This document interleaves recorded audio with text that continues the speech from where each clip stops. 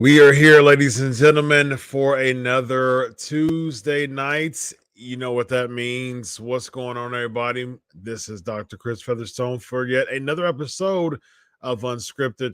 Of course, you know, as every week, we bring in the biggest, the baddest, the best wrestlers of today and yesteryear, and tonight is no different. So, of course, you know, I love interviewing. It's became a thing. It's starting to become like its own identity in this show. You know, I created this show years ago, and you know, I have this show live every Tuesday with big name wrestlers.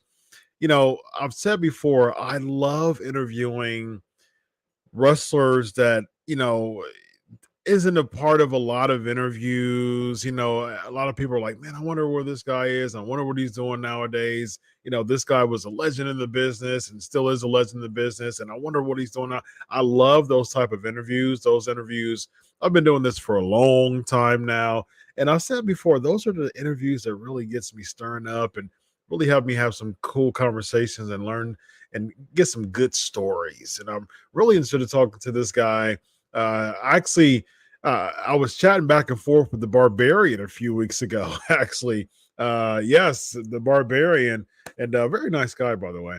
And the Barbarian was like, you know what, man, he's just laying low with some things. And he's like, but, you know, I tell you what, man, the Warlord, you know, let me give you his information.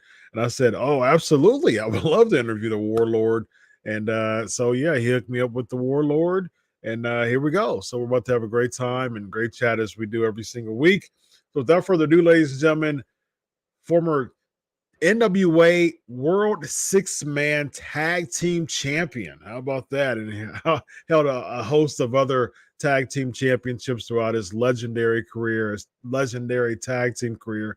I'm also interested in knowing just how it shaped up with Slick managing him. He ended up having like a half metal mask with the staff that said the W, kind of a Herculean thing. I'm interested in knowing what was the rhyme and reason behind that. If I'm not mistaken, he actually had a push all the way up to a match with Hogan, if I'm not mistaken. So we'll talk about that in a minute. Without further ado, ladies and gentlemen, he is the Warlord. How are you, my man? Good. How you doing tonight? Doing well, man. Doing well. How's life? Well, it's good, man. Just Good, keep going every day, day by day. Indeed, man. What are you up to nowadays? Still do some wrestling with Barb yet. Nice. We're doing a lot of signings, and also I do private security work down here in South Florida. Nice. You were doing some bodyguard work for celebrities for a while. Yeah, I've done it I did it actually for 50 Cent. Okay. I did it for Kimball Slice. When the Chicago Bears were down here back in, I think it was like mid 2000s maybe. Mm-hmm.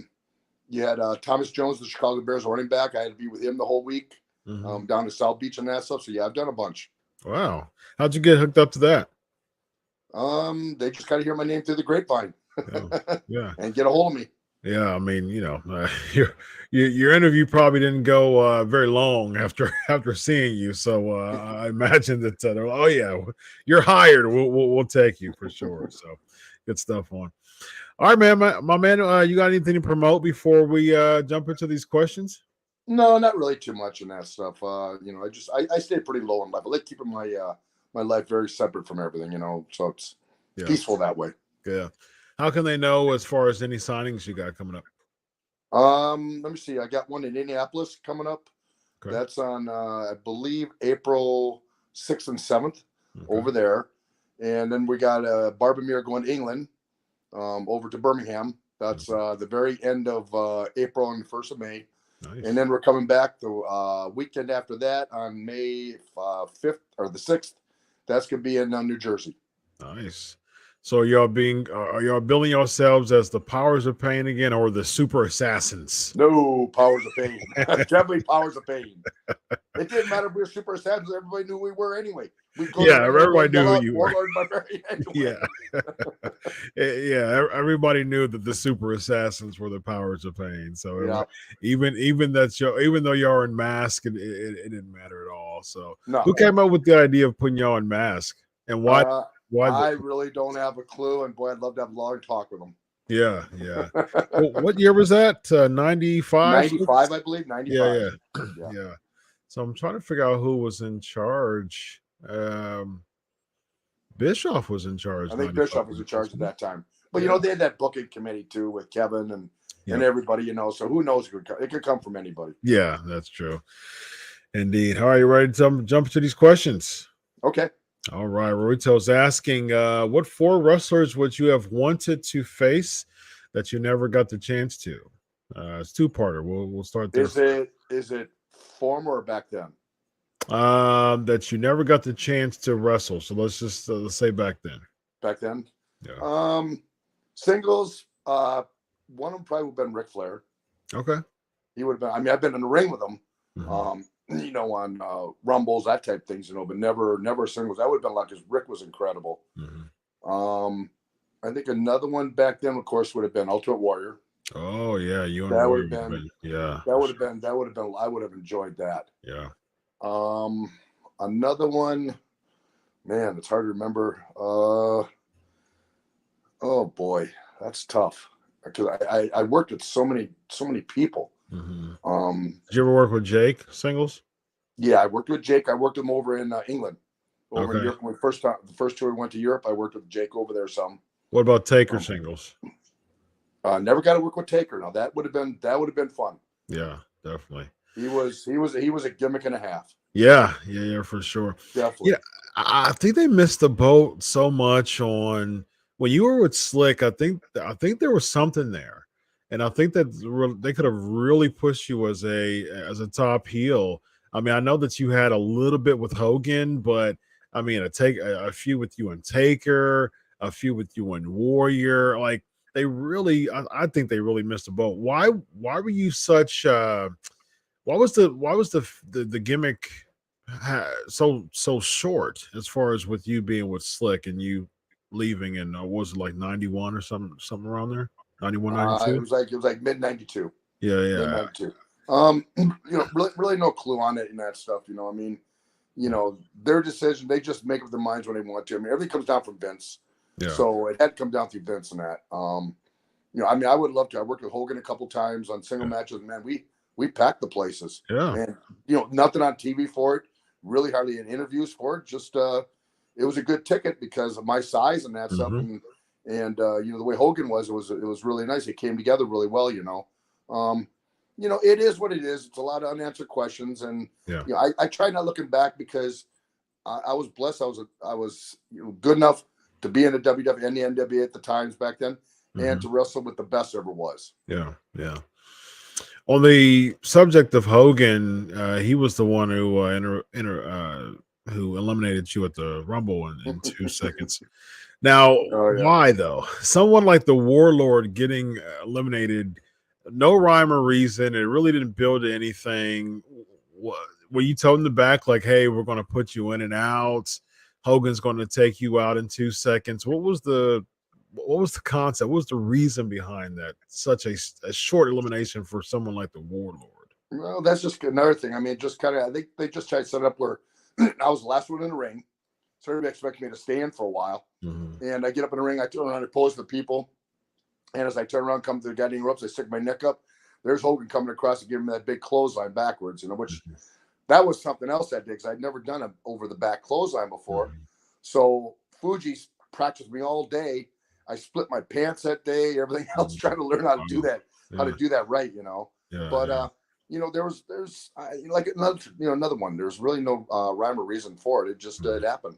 Yeah. And was that planned for you to have such a short elimination? Oh yeah, it was. Yeah, it was. No reason for it, but let's just have a short elimination for the Warlord. Yeah, number 30. Everybody thinks I'm going to stay, and boom, I'm right out right away. Interesting. Yeah, again, that would have made sense if like you were a Final Four or a Final Yeah. Six or something like that, just to give more heat to the babyface. When it was at 89, I think it was It was that either happened. 89 or 90. It was in Houston. I remember Houston. Yeah, yeah. It So was if in it was Houston. 89, 89 was won by Stud. Boy, I don't even remember anymore back then. I used to know all of I used to know all of them sequentially. Right. So 88 was Duggan. I believe 89 was Stud, and then 90 and 91 was Hogan, and 92 was Flair. Right. 93 was Yoko. Yeah, because I believe 91 was in Orlando. Yeah. And it was Andre the Giant to give me hip toss so goddamn. Yeah. I couldn't even touch the goddamn ropes. I had to fly through the air and flip in the air, and thank God I landed on my goddamn feet. I couldn't get hurt. My God. Man, yeah. Wow. Andre, working with Andre, I'm sure that was I'm sure that was unpredictable a lot of days with him. Yeah. Andre did what Andre was gonna do, and you had no choice. So he would call everybody boss. Oh yeah. At least the people who he liked. Yeah. If Andre liked you, he loved you. If he didn't like you, run. Yeah. I heard there was some there was some heat with him and Warrior for a little bit, right?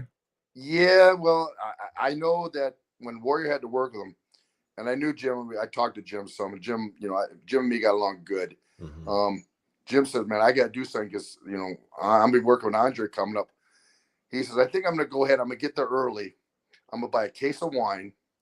I'm gonna sit down with him and I'll play cards because that's what Andre liked to do." Yeah, and he would do that every day. Wow. So Andre would do the gimmick for him, Yeah. Oh yeah. Currying the favor, ladies. That's right. That's right. Currying the favor. All right, let's go to Guillermo. How was working with the Barbarian? Oh, Barb's incredible. Barb is, in my mind, one of the best big men there ever is. I mean, the guy's agile, strong. Yeah. How many guys can be 315 pounds and fly across the entire ring in the air and give a headbutt on the other side of the ring? Because I know I used to set the guys on the other side of the ring, and he could come all the way across and headbutt him on the other side of the ring, and he can put that foot up above his head and just nothing. I mean, he's an incredible athlete, really is. I agree 100%. It's funny because when I was in high school over 20 years ago, it was close to 25 actually. It was something that I would do, and I would make a gimmick, and in college too, early college. So this is the early 2000s. And so when I was in college, late high school and definitely early college, this is when he would have the big boot as the finisher. Mm-hmm. And so me and in college, we're wrestling and things like that, and just having a good time with me and my boys. And so one of the things that I would do would be the I believe Tony Schiavone called it the mafia kick. And the kick of doom. And so, man, he would have that big boots, and the thrust that he would have in that thing would make it seem like he is about to decapitate somebody. And so that was one of the moves that I would do and mimic the Barbarian back in the day and have that mafia kick. And it was absolutely hilarious, man. I'll never forget. One of the best big boots in the history of pro wrestling, hands down. Absolutely. Oh yeah, Barb. It's not a regular boot. He just puts up. He kicks into it. Yeah, exactly. He follows through. Exactly. And the funniest thing is when he takes you, throws to the ropes, he says, "Brother, I love you, brother. Big boot." There comes the boot, and there goes half your face. There you go. Get ready. It's just business. It's just business. Oh yeah. Yep. I love you, brother. Indeed. Oh, yes. Aaron is asking, what was it like wrestling in the UWF? Did you watch the Dark Side of the Ring episode? Herb, Mr. Electricity. Herb was a different kind of individual, man. I mean, lot of talk. Want to do so much, but he was a wannabe promoter so bad. So bad. I mean, he wanted, the biggest and best of everything, and that's, he had good intentions. he just didn't know how to do it right. And plus, he was hooked on other things on the side, and that's something he could never get away from. Yeah. So that was Herb. Now, Herb Abrams and Tony Khan, two very eccentric personalities. Do you see any comparison between the two when it comes to just very wiry promoters that just wants to take the world by by the tail and just yank it? You know what I mean? Oh yeah. Oh yes. Very, very, very interesting, eclectic duo there when it comes to Herb and Tony Khan. Let's get into John. Do you miss wrestling, and how do you like wrestling during this era? I miss all of my brothers and that stuff in wrestling. Like I say, I was lucky enough to be with the best there ever was in that stuff. I mean, they were the true gimmicks that there ever was. I mean, you got an Iron Sheik, an Undertaker, you got an Andre, you got Hogan. I mean, you got all these different types of characters, man. It was amazing in that stuff. And then the wrestling was amazing back then. We told stories. We could take people and make them laugh, make them cry, make them sit, make them stand. We could make them do everything. Today's wrestling is so much different now. I mean, half the time you watch, I don't know who's the babyface, who's the heel. Everybody's trying to get a bigger move than everybody else. Listen, they're incredible athletes. The stuff they do, I mean, wow. I hope they last a while because they do some serious things in the air and that stuff, But it's just a whole different era now, and that's just the way it is now. Everything, everything changes, and it's changed that direction. Yeah, it's interesting you bring the Iron Sheik. A lot of today's wrestling is about moves and holy crap moments, and spots, and things like that.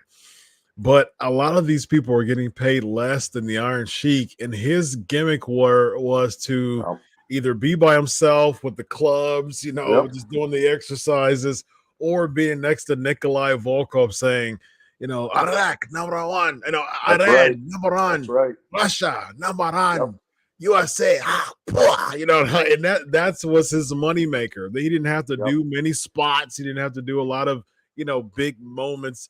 He did. He had the gimmick. He drew the heat. He hooked the clutch, and he went home happy. So that's what it's all about. One of the best back then was George the Animal Steel. Yeah. Look how much he got of doing nothing. Yeah. And how much did he get out just of rip it? off the turnbuckle, let the foam just fly. This and that, and just absolutely. People would go crazy. I mean, you do less and you get more. Yep, absolutely. Philip is asking, what was it like wrestling the British Bulldog? Oh God, Davey was a great athlete. Another one, he started when he was young. I think Davey Boy, if I remember, I started when he was 16 years old in England. Young. Came over to Canada, of course, went up there through Brett's dad and that stuff, Stu Hart. He just, the guy could do anything in the ring. I mean, it was an honor to work with him, number one, because it's funny. I told him, Davey, it's funny, man. I was in college and I was watching you when you first came on TV, on cable TV. And it was amazing what you and Dynamite back then, And it's like, so here I am, it's wow. I'm working with you and, in one of the biggest theaters in the entire world. If you couldn't have a good match with Davey, you shouldn't be in the sport. He could work with anybody. He knew how to work with anybody. And the guy was, like I say, just such an incredible, and his size and the way he looked in that stuff, it was incredible. It really was. I miss him, man. I miss Davey, man. I wish he was around today. We could laugh and joke with him and that stuff because we had great times. Yeah, he passed so young. The British Bulldogs is one of my all-time favorite tag teams, and I was a big Davey fan. There's just certain people to me that I wish had a glimpse of either the WWE or WCW World Championship. And I think that Bulldog was one of those people to me that could have had a taste of the championship. And because he had a really good singles career. Of course, we know Wembley Stadium, 1992, SummerSlam, one of the most memorable moments in the history of professional wrestling. And that was 31 years ago. It's crazy that it's been that long. So Davey, you're right. Davey could have taken the title because Europe was so big at that time. And in the States, Davey was huge, but in Europe, even going to Ireland, which you think Ireland, they didn't like the English, they had a chant for Davey over there. Wow. They actually had a chant for him in the ring. It was amazing. Wow. I mean, they loved him over there. Yeah. And then he went over to WCW. I know you feuded with Vader. You know, I mean, he could have had the title around that time too. So yeah, there was a couple of spots that definitely could have won the championship. Media M5 is asking, what did you think of fans comparing you and Barb to the Road Warriors, as well as not just the NWA but also the WWE as Powers of Pain, as them the Legion of Doom came in? Listen, Animal the Road Warriors is actually the one that founded me in Minnesota. Mm-hmm. He's the one that started me in my career. He helped me out a lot. I mean, I could talk to him and he could answer questions for me and then show me the right direction to go and what to do. Those guys, listen, they're always going to be the best there ever was. Best tag team ever. I don't care. Anybody can debate. There's no debate. There's absolutely no debate. The Road Warriors are it. When they came in and what they did and what they accomplished, no one will ever touch that in professional wrestling of any kind, any tag team. They're it. Yeah. Barbie came along and Animal loved it because of our size. We were actually bigger than them. Mm-hmm. And they loved it because for them, they when they work with teams, they couldn't sell because they're too damn big. Mm-hmm. So they went ahead and said, you guys would be perfect for us because you guys could lay us out. Yeah. And people will believe it. Yep. And it worked. Yeah. It worked. And the NWA and it worked. Yeah. It was, and we had great matches with those guys. It was great. Yeah, it's kind of a compliment to be compared to the all-time best, you know what I mean? So even if you were compared to the Road Warriors, they're the best that ever walked as a team, and being compared to them is a compliment to me. So, that's one of those things that, thanks. I mean, I don't consider it as an insult. And my all-time favorite tag team is the Road Warriors, and I was super blessed to co-host, to be the host, and Joe was the co-host of my show, the Legion of Raw. That's actually where that name came from. Was Sportskeeda brought me in to start podcasting for them, because I've podcasted other platforms and wrote for Sports Illustrated and Fox Sports. Have my own platform, still do, Pancakes and Power Slam. Sportskeeda brought me in, and we're trying to just think and brainstorm some shows. And they're like, hey, what about a post-Raw show? I said, cool. Okay, let's bring someone in mind who you think can sell the ticket, basically. And I thought of Animal. I thought of Joe, and I said, let's bring in Joe. And contacted Joe. Actually met him in person when he came in Ohio and wrestled. He did some signings for my good friend, Bobby Fulton. Bobby Fulton. Sure, Bobby Fulton. Yeah. Yeah. So he has shows in Ohio, and so I do some media there. Talked to him for the first time. Just super conversational guy. So we linked up then, and then I contacted him. He said, "Yeah, I'll do it." And so we had a show together every week, and it was fun. And actually, the day before he died on a Tuesday night, I believe. That Monday night we had the show together. So it was really sad to find that news out of his passing, but it was such a blessing to, have a show with my hero. You know what I mean? So it was great. Joe, anybody that knows Joe knows he's a sweetheart of a guy. He would talk to anybody. Yeah, and just a nice man, and he would help you in the business. Anything you could do, he would try doing. Yeah. It's great to know him personally too. You know what I mean? Like, the old adage, never meet your heroes, but I mean, that didn't work for me. I mean, I met mine, and actually turned out pretty well. So yeah. Elvis is asking, if you were returned for one match, who would you want to face in the WWE and AEW? I see you versus Dolph in WWE, and you versus the Butcher in AEW. Yeah, you versus the Butcher in AEW actually would be a good match. Yeah. I really don't know, because I don't watch it too much these days anymore. Mm-hmm. I know there's one person from the past that would like to wrestle again. Would be Batista. All right. Yeah, you and Batista. Dave. Nice. Yeah, he's retired now, but I think I'd retire too if I'm making all those movies. for sure. I think the Warlord versus like Sheamus in the That'd be WWE would good. be a hard Yeah, hitting that would be match. good. Yes, it would. Yeah, or Yep. Gunther. How about the Yep. Warlord versus Gunther? That would be pretty cool. Yep. As far as AEW, yeah, I'll go with the Butcher. Yeah. Let's see. Who else we got? We got a lot of questions. I'm gonna see if someone else who haven't I got first. Mike D, thoughts on the earthquake passing away? That was sad. I talked to John not too long before that, and I believe if I remember it, he died from stomach cancer. If I remember right, I think it was. You know, it was sad because he was like only like 42 years old at the Yeah, time. young. Yeah, Bulldog was like 39 or something. Third Like, dog, right? yeah. Davey Boy is 39. Yeah. And it was sad because I'd done a lot of matches with Earthquake over in Japan, and we had some great matches. I mean, I loved working with Earthquake. For a big man, he was soft, but yet the guy, I mean, he could move. I mean, yeah, very agile. A 450-pound guy, he could get up in the air and give you a drop kick and that stuff. Yep. I mean, and I mean, just it's amazing how soft he was for being such a big man, and the way he could move. I mean, you wouldn't think he could move. He could move almost as fast as a goddamn gazelle in the goddamn ring. He could. Yeah, he did sumo too, right? That was his big thing before wrestling. Sumo like Haku did, and also Barb did sumo in Japan too. They all did sumo in Japan. Yeah, very interesting. Let's see. We got Mike asking, how was it working with Hercules Hernandez? Oh, Herc, another one, sweetheart of a guy, great worker. I mean, you know, that's another person. If you couldn't work with Herc, you shouldn't be in the business because he could work with anybody. Yep. You know, another guy that looked great, strong, another strong individual. Everybody was strong in my era. Everybody was. But you know, Herc, like Herc was just a great worker. He really was. Yeah. I was a big Hercules mark back in the day as a kid. I had a chain. That chain was heavy too. That chain was. I don't know how he swung that thing like that. That thing was heavy. Yeah, it was heavy. I always wanted a chain when I was a kid, and I was Yep. in the backyard. I would just swing the chain around for Hercules. Ever hear had a couple times with it? almost.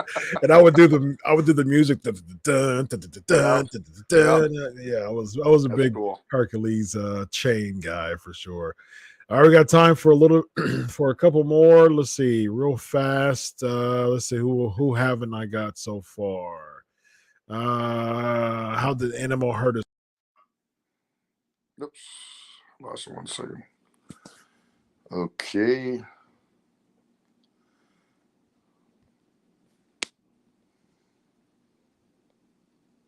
There we go. We're back. Yeah. Lost 1 second. Yeah. I pushed these I was scrolling through the comments. I have this button here and I accidentally hit it. So yeah, how did the animal really hurt his eye? Me. I did it by accident. What happened? This move where I put somebody on top of my back a lot of times, and I guess just the size, the sheer size of me and Joe, and I put him on my back to do the same move, and I kick my feet out and come back, and somewhere or another, I guess maybe just our just the power going down to the mat, that my head happened to hit him right in his eye, and it broke his orbital. And we didn't. He started screaming in the ring some, so we got him out of the ring. I got Hawk in there and finished the match. We went back, and you could see right away Joe went to blow his nose, and his eye started popping out. So his orbital was broken, you know. And I felt terrible, man, because he's the last person in the world I'd ever want to hurt. Yeah, you know. Sure. But down the road, it ended up working the best for everybody because we could work that bench press gimmick and see him in the hospital after that, and it took off. Yeah. It took off. Yeah. So yeah, he was when we did that thing. People said, was a real? Yeah, that was a real injury he had. Yes, it was. Yeah. All right, last question. This is a good question here from Mike. Do you think you could have moved the needle if you got the strap back then?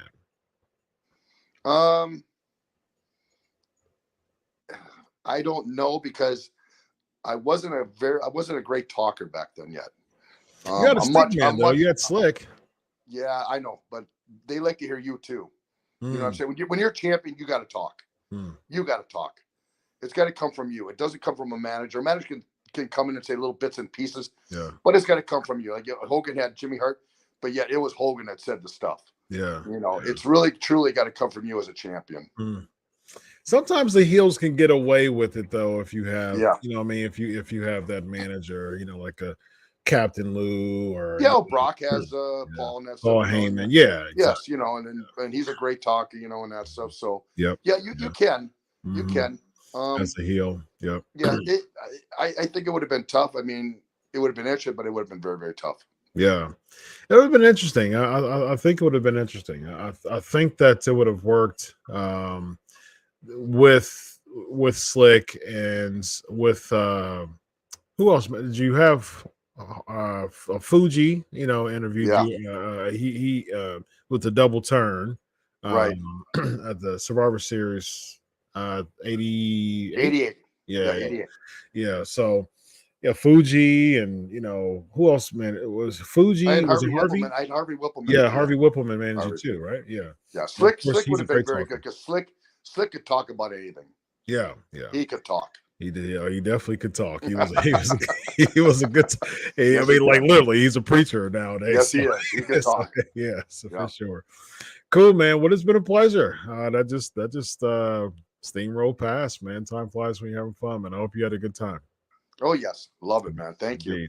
Let's know one more time any upcoming dates you have for them to follow you and support you, man. Like I say, it's it's April 6th and 7th in Indianapolis. We're doing signings. Barbie are doing signings there. We're, of course, going to Birmingham, England on, believe April 28th we leave. And we do it the 30th and 31st over there, if I remember right. And then we come back on the 1st. And then a couple days later, we go up to New Jersey, and we do one in New Jersey it's a big 80s signing. A lot of the 80s guys are going to be there. Nice. And that's on May 6th up there. And also Barmy we're going to be involved in the show that night. We're going to get back in the ring, man. So, I'll be 61 then. I believe Barb is either 63 or 64, We're the last tag team from our era. That's it. Yeah. That's it. Powers of Pain coming back and running roughshod. You thought that you were safe in 2023, but I beg to differ. The Powers of Pain are back. The Warlord, the Barbarian. We sure try our best. Yes, indeed. Terry, it's been a great time, and I enjoyed talking to you. Thank you, man. I appreciate it very much. Thank you. All right. Have a good night. Thank you. Bye-bye. Thank you. Bye.